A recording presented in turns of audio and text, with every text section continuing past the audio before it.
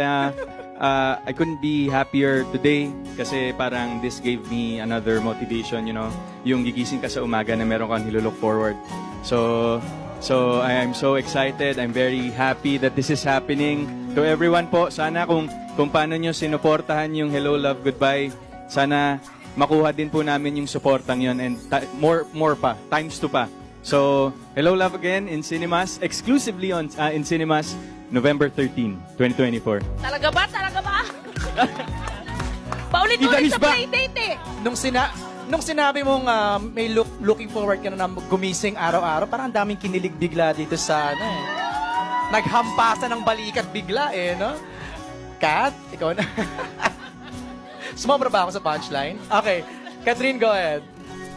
It's finally happening. It is.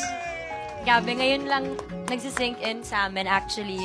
Kasi sinabi